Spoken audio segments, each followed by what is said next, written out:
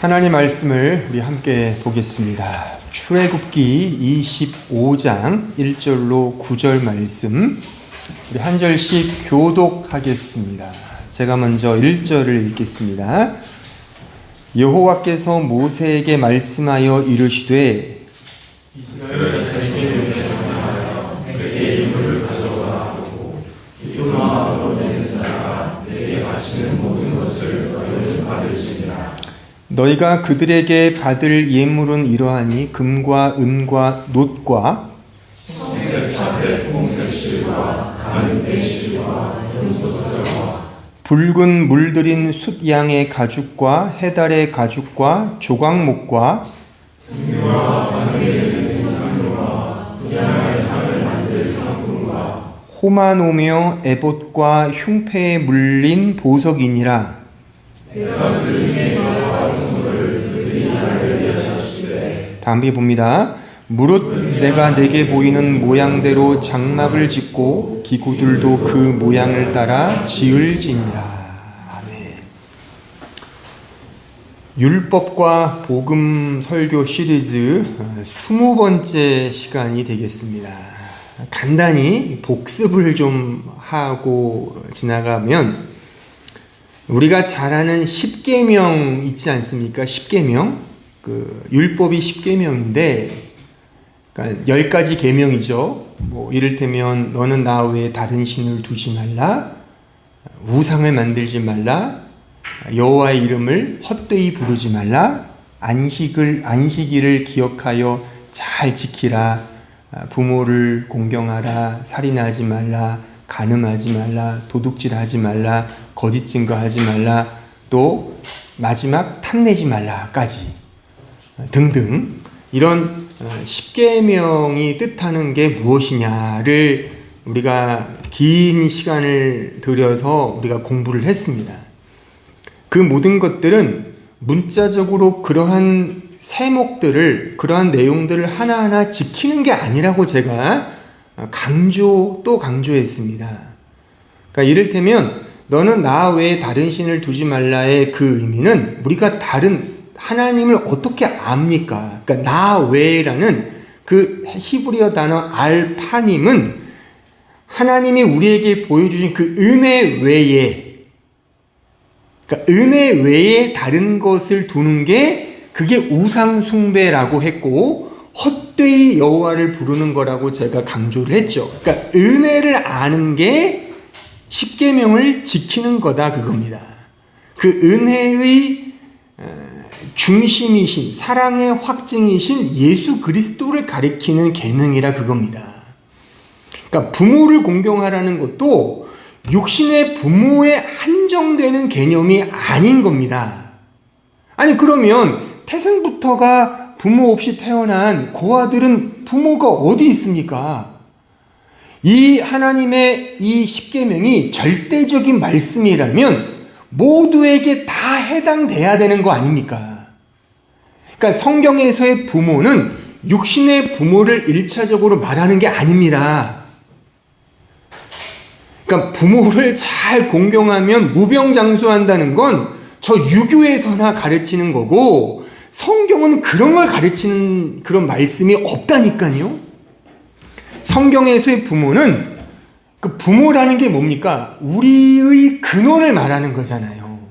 그러니까 우리의 근원, 아르케, 우리의 근원이신 하나님을 가리키는 그러니까 우리에게 맞춰서 알려주시는 그 토대가 부모라는 겁니다. 그러니까 부모를 공경하라는 건 하나님을 공경하라 그 말씀이라는 겁니다. 헷갈리면 안 돼요. 그렇다고 부모를 무시하라는 게 아니죠.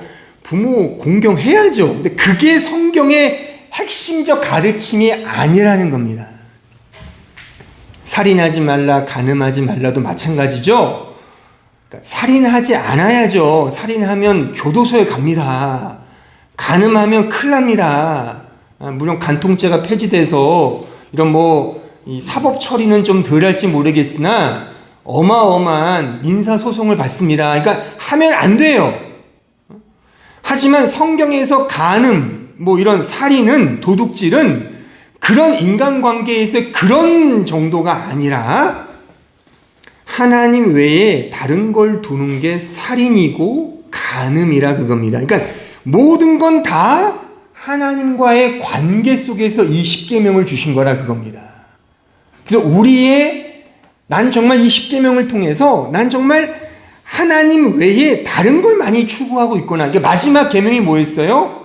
에피뚜미아, 탐심, 탐하지 말라. 그 코나투스, 그 스피노자의 그 말을 인용했잖아요.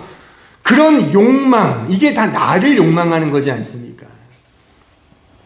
그게 아니라 그러니까 우리 이 십계명을 통해 내 자신의 죄된 한계를 직시하고 확인하여 모든 은혜의 확증이신 예수 그리스도의 절대 필요성 여기로 가게 하기 위한 도구로서 이 계명을 주셨다 그겁니다.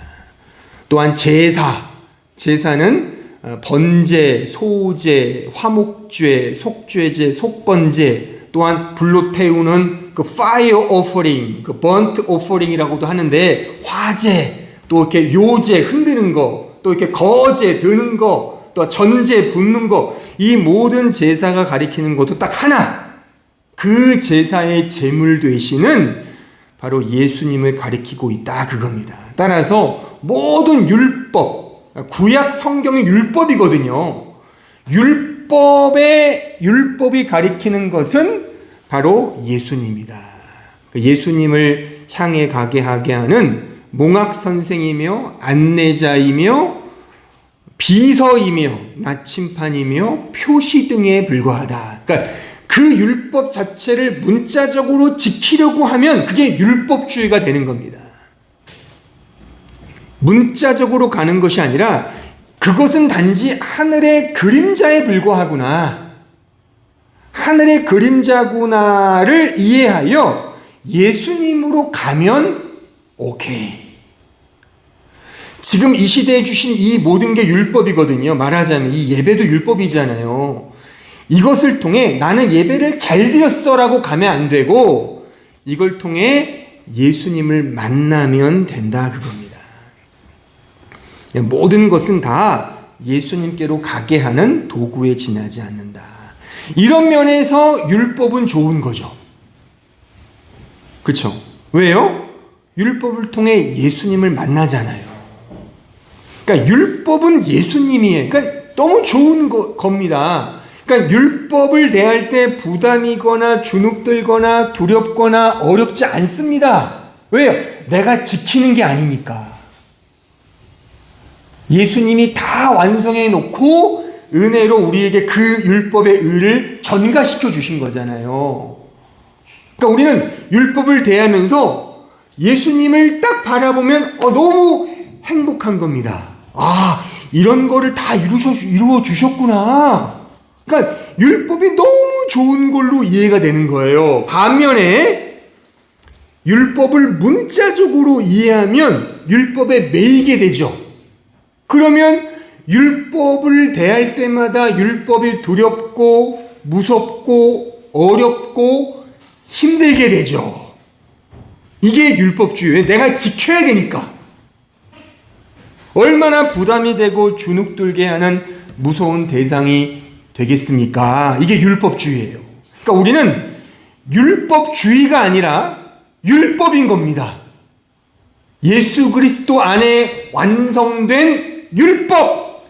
요거를 혼돈해 하시면 안 됩니다. 율법은 너무나 좋은 거예요. 왜요? 예수님께로 가게 하니까. 하지만 율법주의가 되면 안 됩니다.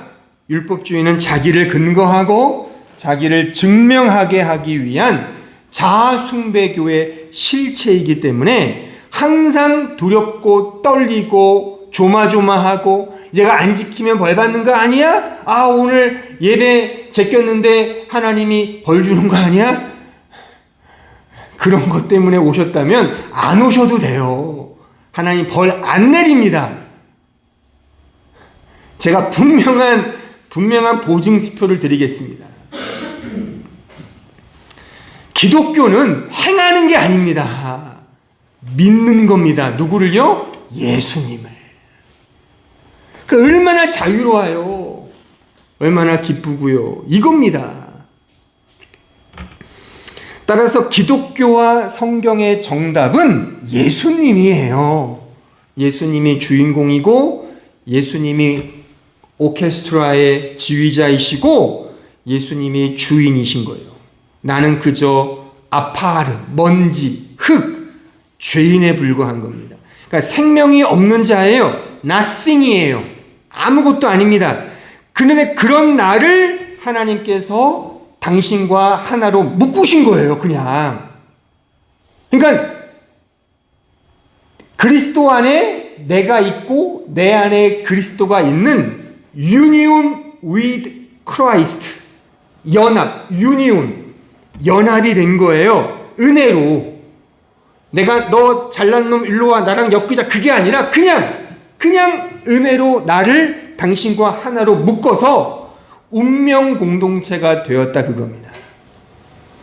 그러니까 이제 나는 못하지만 예수 안에서 모든 걸 할 수 있는 거예요. 나의 존재와 삶과 내 모든 인생과 역사 전반이 바로 예수 안에서 와해되고 부서지고 다시금 그 안에서 완성되고 종합된 겁니다. 이게 신자의 정체성이에요. 그래서 신자는 예수님만이 나의 전부입니다. 아까 찬양 가사 보셨죠? 전부입니다. 그 고백으로 사는 거예요. 예수 안에 나 있고 내 안에 예수 있는 거예요. Union with Christ. 이제 하나가 된 겁니다. 그래서 내가 살아난 거라 그거예요. 그러니까 내 생명이, 잘 들으세요. 내 생명이 살아난 게 아니에요. 내 생명이 살아나면 그게 코나투스라니까요. 에피토미아. 그게 아니라 예수의 생명 안에 내가 생명을 얻은 거라. 그러니까 내 생명은 예수의 생명인 거라 그겁니다. 그러니까 몸뚱아리로 성령이 비유하잖아요. 예수님의 머리, 우리는 각 지체, 한 몸이라는 거예요. 한 몸. 그거지 따로따로 개별적으로 살아난 게 아닌 겁니다. 그건 그거는 성경이 말하는 어떤 영생이나 거듭남이 아니에요. 그러니까 예수가 부활하셨기 때문에 내가 부활한 것이지 내가 거듭나고 부활한 게 아닌 겁니다.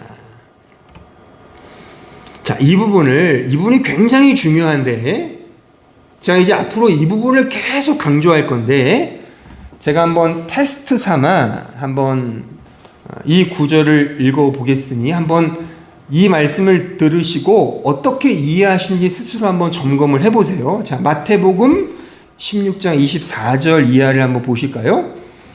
이에 예수께서 제자들에게 이르시되 누구든지 나를 따라오려거든 자기를 부인하고 자기 십자가를 지고 나를 따를 것이니라. 누구든지 제 목숨을 구원하고자 하면 잃을 것이요 누구든지 나를 위하여 제 목숨을 잃으면 찾으리라. 자, 지금 읽은 이 말씀 어떻게 이해하십니까? 우리가 잘 아는 소위 생즉사 사즉생에 해당하는 말씀이죠. 살고자 하면 죽고 죽고자 하면 산다. 그 유명한 이순신 장군께서 하신 말씀과 똑같죠. 이것은 자칫 이렇게 이해하기 쉬운데, 즉 주를 위해 열심히 죽도록 충성하면 잘 살 것이고 반대로 뺀질뺀질하게 굴면 망한다. 나 자신을 열심히 부인하고 주어진 십자가를 아주 겁나게 열심히 지고 주님을 열심히 따라야지로 적용하고 실천하곤 하는데, 그렇게 되면 제가 서론에서 말씀드린 율법주의가 될 가능성이 크다 그겁니다. 그게 아닌 거예요. 지금 이 구절은 내가 더, 그러니까 신자 입장에서 내가 더 죽도록 희생하면 더 좋은 결과를 얻는다는 식의 인과율의 법칙으로 이해할 계제가 아니라, 이 말씀은 신자의 모든 존재와 삶의 모든 운명이 예수 그리스도 안에 근거되어 있다는 말씀이에요. 제가 지금 설명하는 그 내용이라 그겁니다. 다시 말해서 예수 그리스도 안에 있는 자는 그리스도와 함께 이미 죽었고 이미 살아난 자입니다. 그러니까 신자 스스로가 선택하는 문제가 없는 거예요. 그리스도와 연합된 신자의 운명, 그래서 그렇게 끌려가는 형세를 지금 이 말씀이 그리고 있는 겁니다.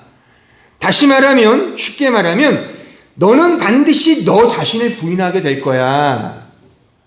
십자가를 지고 따르게 될 거야. 너는 죽었거든. 왜? 내 안에 있잖아. 이거예요. 아시겠어요? 이게 이런 말씀으로 이어지는 거죠. 갈라디아서 2장 20절. 내가 그리스도와 함께 십자가에 못 박혔나니 그런즉 이제는 내가 사는 것이 아니요. 보세요. 내가 사는 게 아니에요. 이게 기독교입니다. 모든 종교와 세상은 내가 살려고 하잖아요. 그게 아니라니까요. 기독교는요. 이게 이해가 안 되면 어렵죠. 이게 다 살려고 믿는데, 살려고 하는데 기독교의 복음은 우리가 사는 게 아닙니다. 오직 내 안에 보세요. 그리스도께서 사시는 것이라. 이제 내가 육체 가운데 사는 것은 나를 사랑하사 나를 위하여 자기 자신을 버리신 하나님의 아들을 믿는 믿음 안에, 이게 믿음 안에 사는 그 의미라는, 나는 죽었고 예수로만 산다. 그러니까 모든 우리 삶과 존재의 패러다임이 예수 안으로 함몰되어 들어가는 거예요. 이런 의미에서 이 세상엔 두 종류의 죄인밖에 없는 거예요. 한 부류의 죄인은 자신이 그리스도 예수 안에 있음을 아는 죄인이고, 또 다른 부류의 죄인은 예수 그리스도 밖에 있는 죄인인 겁니다. 그리스도 예수 안에 있는 죄인은 자신이 자신의 죄로 말미암아 죽는 자가 맞고 그렇게 잘 죽어야 한다는 사실을 아는 죄인인 거예요. 그리스도 안에 있는 죄인은 나는 이렇게 죽었구나, 난 죽는 자 맞구나를 아는 자가 그리스도 예수 안에 있는 죄인이에요. 반면에 그리스도 밖에 있는 죄인은 자신은 죄인이 아니에요. 오히려 자신 안에서 문득문득 발견되는 그런 어떤 더러운 죄악들을 스스로의 힘으로 제거하고 없애어 스스로 선한 자가 되려고 하는 죄인, 이게 진짜 죄인인 거예요. 심판받는 죄인, 지옥 가는 죄인. 하지만 거듭난 죄인, 예수 안에 있는 죄인은 난 죄인 맞아, 난 죽었잖아, 죽는 게 맞구나, 잘 죽어야지, 이거 아는 자, 이런 자가 그리스도 예수 안에 있는 진짜 죄인인 겁니다. 그러니까 이게 복받는 죄인인 거예요. 축복받은 죄인인 겁니다. 이런 죄인들에게 보세요. 말씀, 율법이 주어졌어요. 그럼 어떻게 됩니까? 율법과 제사와 오늘 배우는 성막, 성전이 주어지면 그리스도 안에 있는 죄인은요, 그러한 양식들을 통해 나는 죄인 맞구나, 그래서 예수가 오셨고 나를 위해 죽으셨구나를 알고 예수님만을, 하나님 편에서 부어지는 그 은혜만을 꼭 붙들고 바라봐요.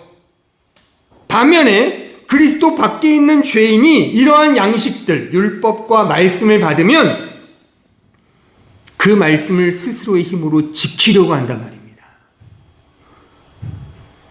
지켜서 내 안에 잠재되어 있는 그 못난 부분들, 분노, 자존감이 약한 것들, 쉽게 미워하고 이런 거 있잖아요. 우리 안에 누구나 다 공감하잖아요. 옛날 순자, 맹자까지도 다 우리의 그런 마음의 그런 불신들을 알고 있었잖아요. 그렇잖아요. 그런 것들을, 이런 주어진 말씀의 양식들을 통해 잘 제거하고 죽여서 더 멋지게 성장하고 성숙되는 모습으로 자라려고 합니다.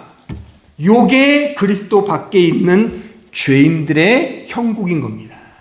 우리는 요 부분을, 요 대조를 잘 구분하고 분별해야 하는 것입니다. 이렇게 율법이 우리에게 주어져서 여러분들이 그리스도 예수 안에 있는 자라면 그것을 통해 반드시 내 자신의 실체를 발견하게 될 것이고, 그것을 통해 반드시 예수님에게만 꼭 붙어 있는 그 은혜를 누리게 될 겁니다. 이런 목적을 위해 십계명과 제사를 주어졌고, 이제 우리가 배울 성막, 성전, 이런 형식과 하늘의 그림자로서의 성막을 우리에게 보여주신 것입니다. 이제 본론입니다. 성막은 그래서 세 부분으로 나누어 생각할 수 있는데, 지성소가 있고요, 성소가 있고요, 바깥뜰이 있어요. 제가 다음 주부터 하나하나 다 상세히 설명해 드릴 텐데, 지성소에는 법궤라는 게 있습니다. 언약궤라고도 하죠.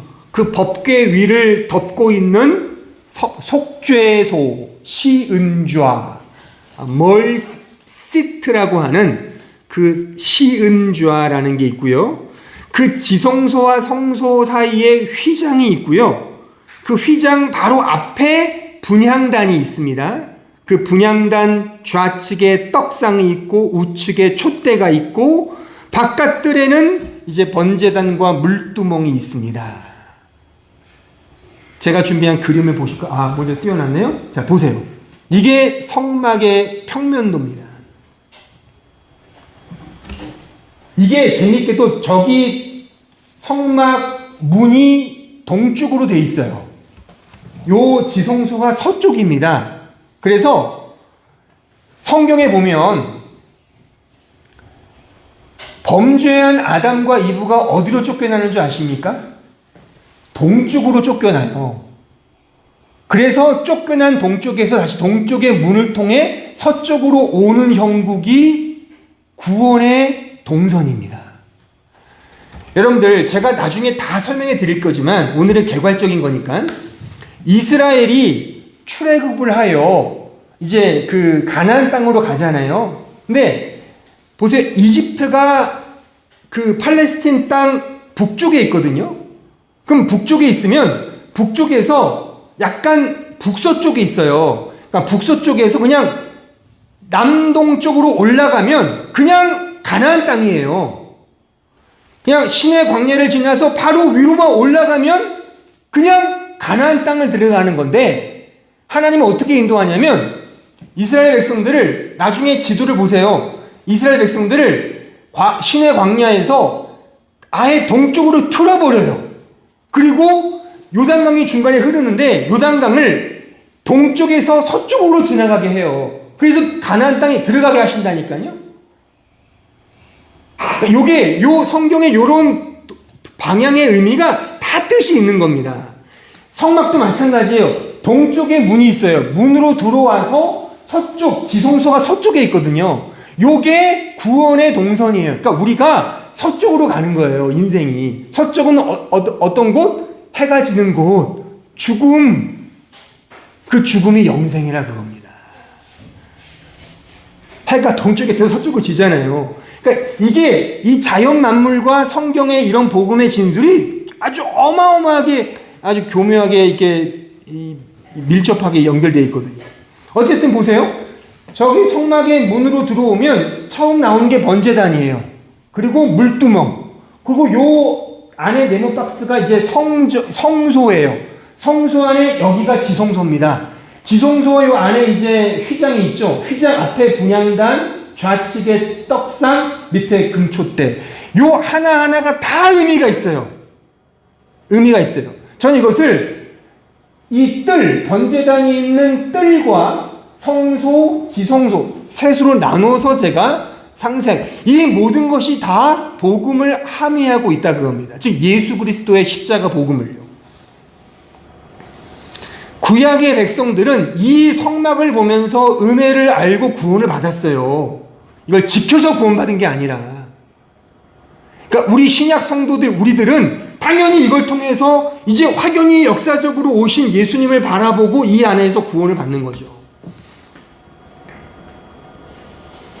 오늘은 개괄적으로 이러한 내용들이 담고 있는 면을 제가 좀 더 이렇게 포괄적으로 좀 설명을 하려고 하는데, 이러한 성막의 기물들과 기구들은 다 하나같이 예수님을 드러내고 있고, 특별히 예수님과의 인격적 관계를 함의하고 있습니다.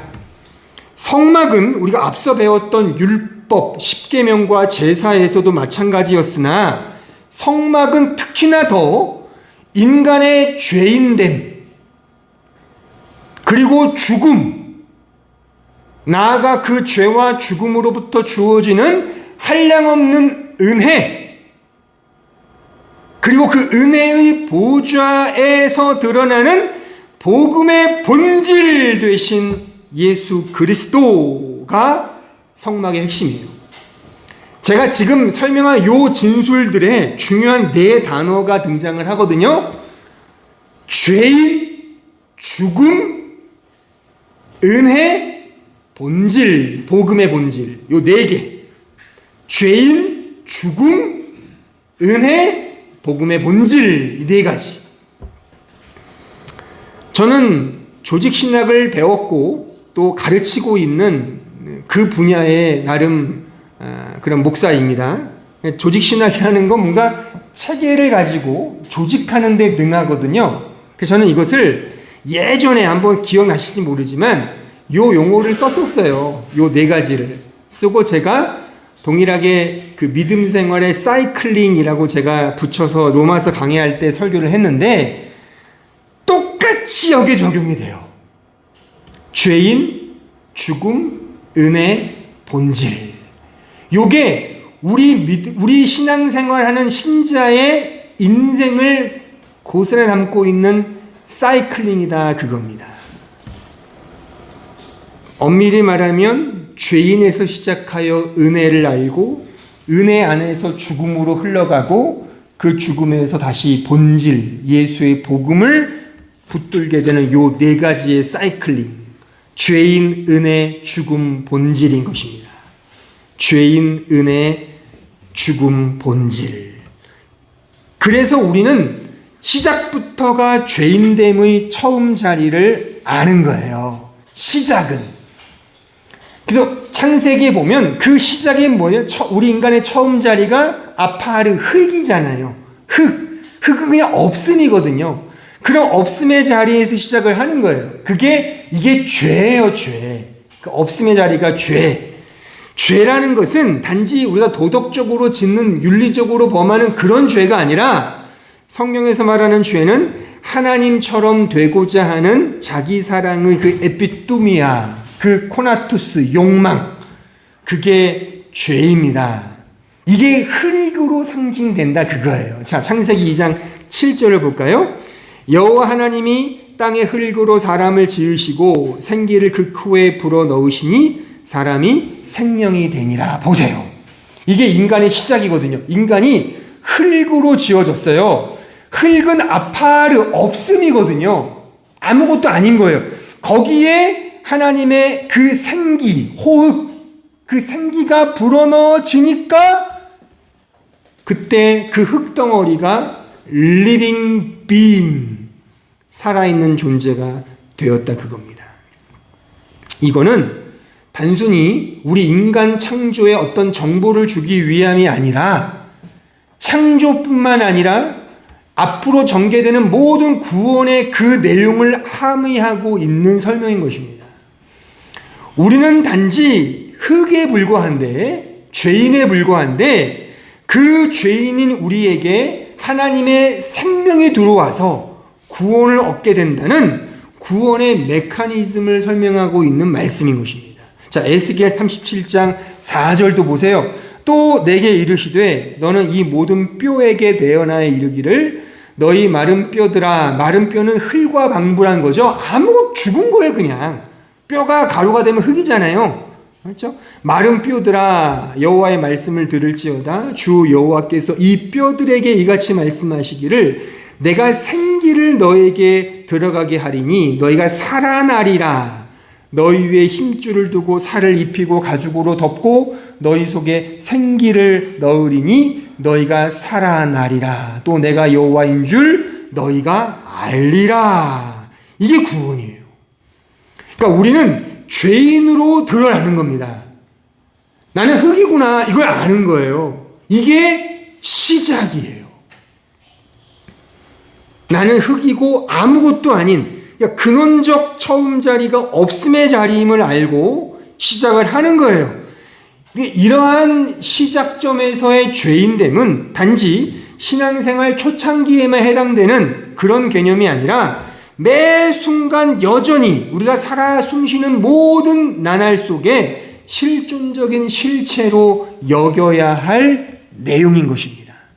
이러한 죄인됨 속에서 반드시 그 죄는 우리를 은혜로 이끕니다. 그리스도 예수 안에 있는 신자는 반드시 그 죄가 우리를 은혜로 이끌어요. 그래서 죄가 더한 곳에 은혜가 더한다는 말씀이 성취가 되는 것입니다. 로마서 5장 20절을 보세요. 율법이 들어온 것은 범죄를 더하게 하려 함이라. 그러나 죄가 더한 곳에 은혜가 더욱 넘쳤나니 이는 죄가 사망 안에서 왕노릇한 것 같이 은혜도 또한 의로 말미암아 왕노릇하여 우리 주 예수 그리스도로 말미암아 영생에 이르게 하려 함이라. 보세요. 그러니까 죄가 더한 곳에 은혜가 더한다는 이러한 비교급 속에 우리가 알 수 있는 것은 죄가 더 할수록 은혜가 더 한다는 사실입니다. 죄는 반드시 우리를 하나님의 은혜의 실존적 경험으로 이끕니다. 그 죄에 대한 이해와 확인과 폭로와 저주 속에서 신자는 은혜로 꼽히게 되는 겁니다. 그래서 바울은 나는 육신에 속하여 죄 아래 팔렸다라고 그는 자기 자신의 정체성을 고백을 하는 거예요. 죄 아래서만 은혜를 경험하게 된다는 겁니다. 그래서 성막에 아까 다시 한번 성막의 구조에 보면 처음 성막에 들어와서 나오는 게 뭐예요? 번제단과 물두멍이죠. 번제단은 뭐예요? 죄를 태우는, 물두멍 그 죄를 씻는. 그러니까 이 죄를 씻는 이 시작이 없으면 우리는 은혜의 성소로 지성소로 갈 수가 없는 거죠. 여러분 내 자신이 흙이며 아무것도 아니라는 이 사실을 그래서 알아야만 성막에서 베풀어지는 이 은혜의 구조를 깨닫게 되는 겁니다. 그런데 이러한 은혜는 또한 우리를 자기 죽음, 자기 부인의 길로 이끈다는 겁니다. 은혜를 아는 죽음이기에 이 죽음은 좋은 죽음이죠. 그래서 죽음도 두 가지가 있어요. 나쁜 죽음, 좋은 죽음. 나쁜 죽음은 그리스도 밖에 거하는 자가 죽는 건 나쁜 죽음이겠죠. 하지만 우리 신자 그리스도 안에서 죽는 죽음은 좋은 죽음입니다. 그것이 육체적 죽음이라 하더라도 마찬가지입니다. 이게 현실성이 없어서 먹히지는 않겠으나 제가 말씀을 가르치는 설교자 입장에서 명확하게 말씀을 드리면 그래서 신자의 육체적 죽음도 축복인 겁니다. 그래서 원래 우리 기독교 장례 문화는 하나님의 영광을 찬송하는 영광의 장례 예배였어요. 그래서 그 유명한 일화가 있잖아요. 그 스펄전 목사님이 자신이 죽을 때 막 우니까 이러잖아요. 왜 우느냐? 천국문이 열렸다. 찬송을 부르라. 현실성은 좀 없죠. 그렇죠? 하지만 이게 사실 복음의 은혜를 아는 자의 정당한 반응이라 그겁니다. 따라서 우리를 죽이는 자기 부인의 길은 억지 춘향으로 하는 게 아닙니다. 제가 지난주에 강조했듯이 억지로 하는 게 아니에요. 왜요? 이 죽음의 길, 연단과 십자가를 지고 자기를 부인하는 것은 그 은혜를 아는 것에 대한 감사와 감격과 기쁨과 즐거움 속에서 행하게 되는 자기 죽음인 것입니다. 로마서 5장 2절 이하를 볼까요? 또한 그로 말미암아 우리가 믿음으로 서 있는 이 은혜에 들어감을 얻었으며 하나님의 영광을 바라고 즐거워하느니라. 다만 이뿐 아니라 우리가 환난 중에도 즐거워하나니 이는 환난은 인내를, 인내는 연단을, 연단은 소망을 이루는 줄 알미로다. 은혜에 들어간 후에, 보세요. 은혜에 들어간 후에 뒤따르는 게 뭐예요? 자기 죽음으로 상징되는 환난, 인내, 연단인 겁니다. 따라서 보세요. 진정한 신자의 연단은 은혜를 아는 자에게 임합니다.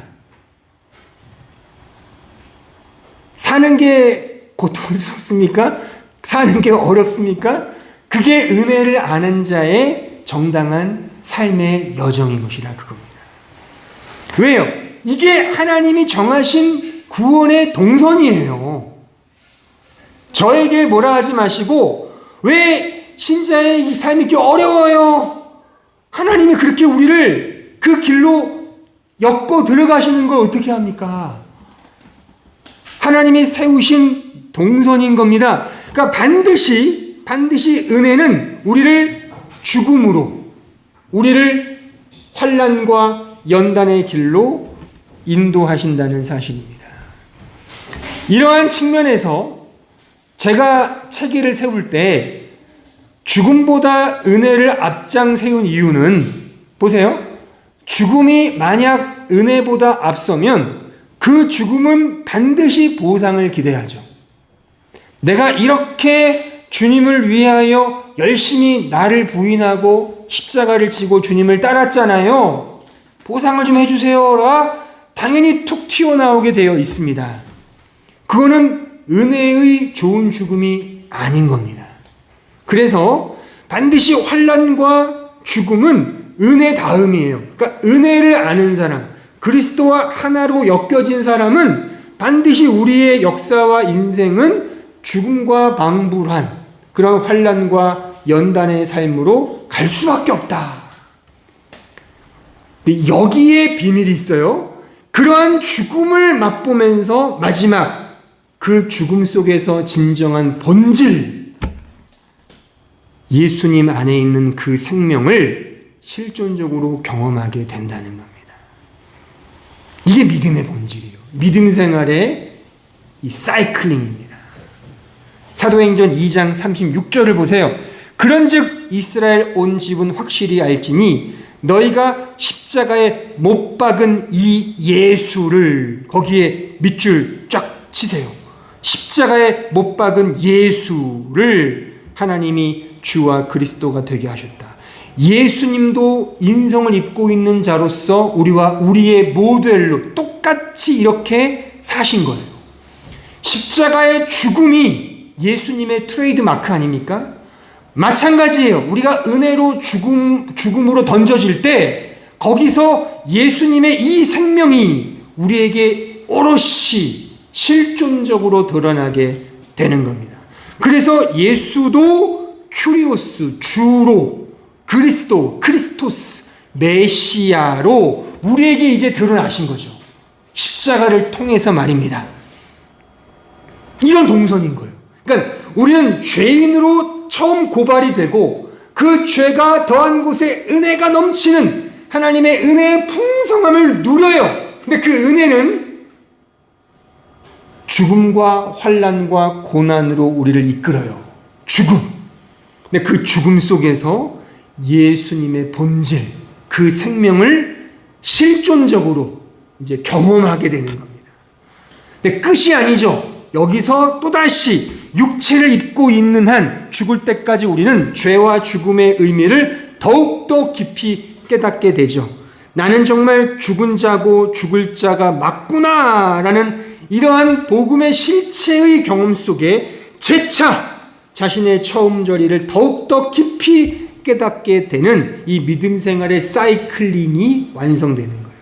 그 죽음을 통해 또한 그 죄를 통해 다시 은혜를 붙들고 은혜를 통해 다시금 죽음의 길로 가고 그 죽음의 길을 통해 예수의 생명을 붙드는 이런 고백이 어디에 등장하고 있죠? 로마서 7장 18절 보세요. 내 속 곧 내 육신에 선한 것이 거하지 아니하는 줄을 아노니 원함은 내게 있으나 선을 행하는 것은 없노라. 이거 신자의 고백이에요. 신자는 나는 정말 선하게 살 수 없는 자입니다. 아니, 선한 게 조금도 없었겠습니까? 하지만 바울은 내 꼬라지를 보니까 나는 선한 구석이 손톱의 때만큼도 없어요. 이거를 고백하는 자가 아까 말한 그 동선, 주님의 본질을 경험하면 다시금 자신의 처음 자리에 큰 걸 느끼게 된다는 거예요. 더 크게 난 정말 죄인 맞구나. 다시 은혜로 가고 은혜를 붙들게 되고 은혜의 절대성을 붙들게 되고 그 은혜 안에 나는 죽는 자가 맞네를 깨닫고 그 죽음 속에 피어나는 예수의 생명, 그 본질을 경험하게 되는 거예요. 그래서 그는 또 고백합니다. 7장 24절 오호라 나는 곤고한 사람이로다. 이 사망의 몸에서 누가 나를 건져내랴. 아니 신자임에도 불구하고 여전히 자신을 어떻게 인식하고 있습니까? 난 사망의 몸에 매여 있는 죄인 중에 괴수입니다. 이 신자의 고백, 그러니까 이 고백은 예수님을 자신의 주님으로 믿는 자만이 할 수 있는 믿음의 고백입니다. 진짜 믿음으로 분투하는 자만이 이 고백을 하는 거예요. 사이클링입니다. 더 노골적인, 더 무서운 말씀을 읽어볼까요? 전도서 3장 18절 내가 내 마음속으로 이르기를 인생들의 일에 대하여 하나님이 그들을 시험하시리니 그들이 자기가 짐승과 다름이 없는 줄을 깨닫게 하려 하심이라. 신자만이 자신은 짐승과 방불한 자임을 고백하게 된다는 거예요. 이게 가능합니까? 진짜 은혜를 아는 자는 나는 정말 짐승 맞습니다. 다시 예수의 생명을 가진 자는 다시 자신의 죄인됨이 폭로되고 그 죄인됨은 은혜로 그 은혜는 다시 자기 부인의 죽음으로 그래서 그 죽음 속에서 본질 되신 예수님을 더욱 붙들게 되고 그 붙들면 붙들수록 육체의 한계에 남아있는 내 자신의 죄인됨을 더 깨닫게 되고 깨달으면 깨달을수록 은혜의 절대성을 더 붙들게 되고 그 은혜가 나를 이끌고 가는 자리는 이 세상에 호의호식하는 것이 아니라 죽음의 길, 환난, 연단, 인내의 길로 가게 하고 거기서 다시금 예수의 십자가를 붙들게 되는 요 믿음의 여정이 이 여정의 사이클링이 완성된다 그겁니다. 이스라엘은 바로 하나님의 백성으로서 이러한 삶을 광야에서 광야 40년 동안의 그 척박한 사막 위에서 성막을 통해 이것을 하나하나 경험하게 된 거예요. 아까 봤던 그 성막을 통해서 성막을 통해서 오늘 설교의 결론입니다. 따라서 성막은 하늘의 그림자예요. 우리를 죄인됨으로 은혜로 자기 부인의 죽음으로 복음의 본질로 가게 하는 하늘의 그림자인 것입니다. 아까 우리 그림 봤나요? 아까 그 하나하나 다시 볼까요?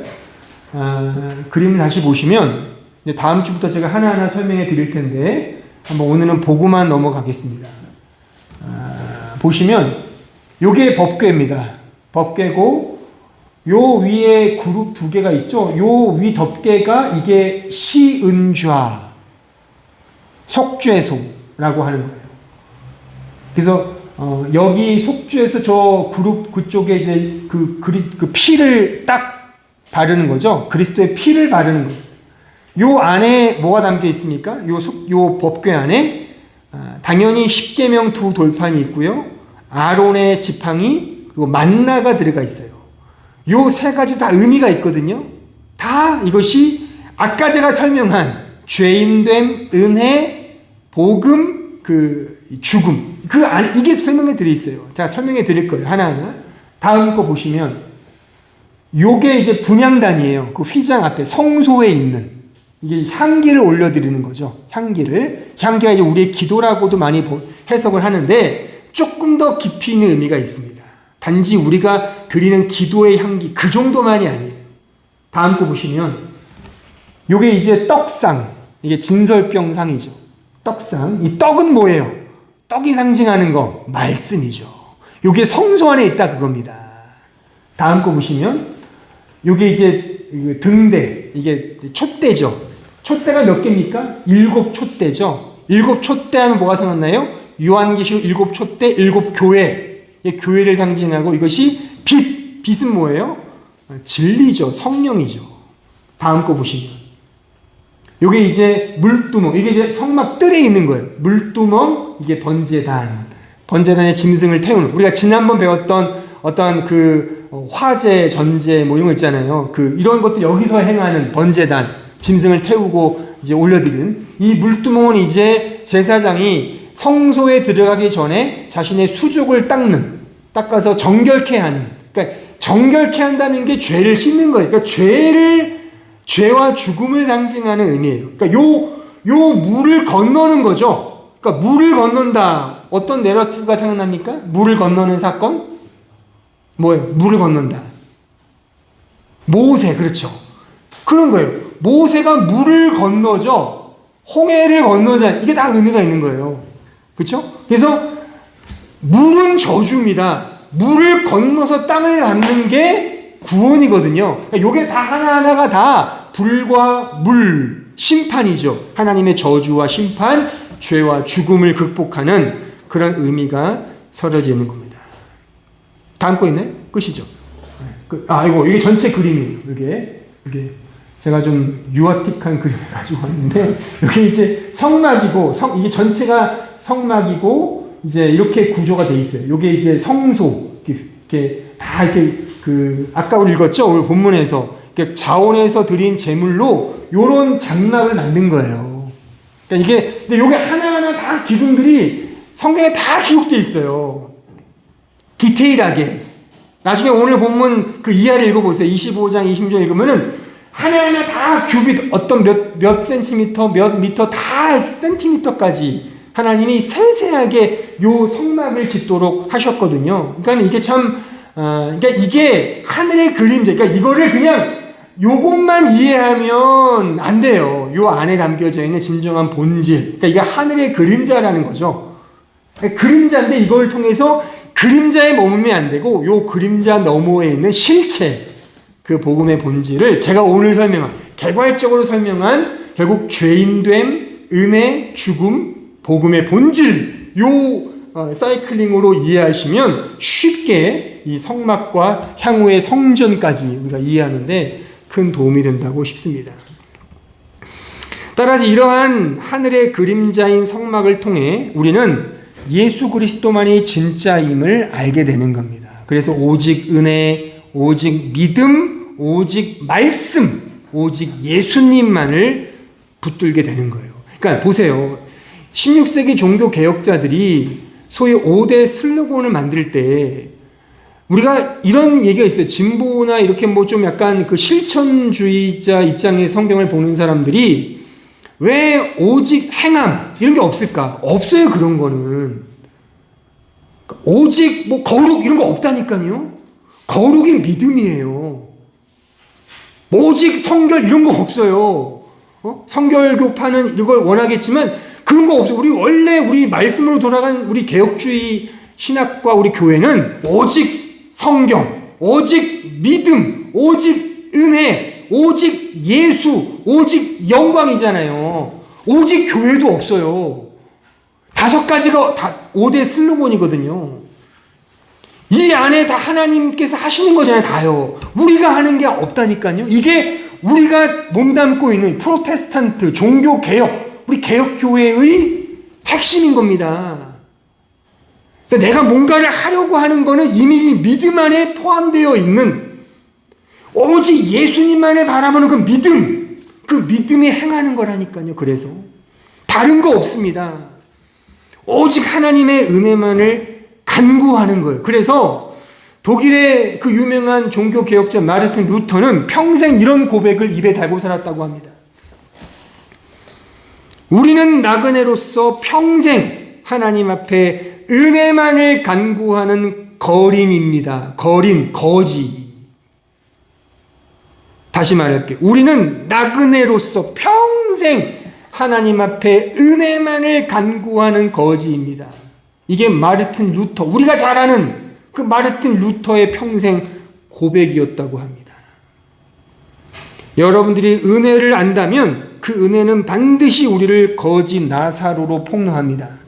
돼지가 먹는 주염열매조차 없이 완전한 푸토코스의 가난에 치달았던 그 거지 나사로의 형편, 거지 나사로의 뜻은 뭐라고 그랬습니까? 엘 아자르, 하나님만이 도우신다. 그 자리로 끌려 내려가는 겁니다. 이게 우리의 믿음 생활이에요. 신자는 바로 이 믿음의 길로 끌려가는 자입니다. 이스라엘에게 성막을 주사 이것을 하나님은 확인시키셨고, 오늘을 사는 우리에게 성막 대체용인 교회, 이 공동체를 주사, 또 각 가정을 주사 이것을 알아먹게 하신 겁니다. 따라서 잘 새겨 들으세요. 또 걸러 들으세요. 뭐냐면 우리의 가정과 교회 속에서 내 자신이 정말 하나님 앞에 죄인 맞구나, 그리고 정말 예수님만이 진짜구나를 알아먹지 않게 하는 가정이나 교회라면 뭔가 잘못 가고 있는 가정이고 교회라고 보시면 정확합니다. 이런 의미에서 마냥 행복하면 안 됩니다. 물론 다음 시간에 행복에 대한 정의도 제가 내려드리겠지만, 행복은, 진정한 그리스도 안에 있는 신자의 행복은 세상의 달달한 행복이 아니잖아요. 정말 예수 안에 있는 그 행복이 진짜 행복 아닙니까?